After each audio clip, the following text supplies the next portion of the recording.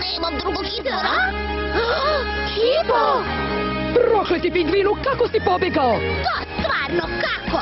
Šta kažete na jednu melodiju? Uživo za vas Hipo pingvinski glas. Sada pevam ja tu pesmu o ljubavi. To si ti, samo moja, nek čuju svi. Jedva tri, kada dođeš mi, ja ljubav svuda ću ti. U srcu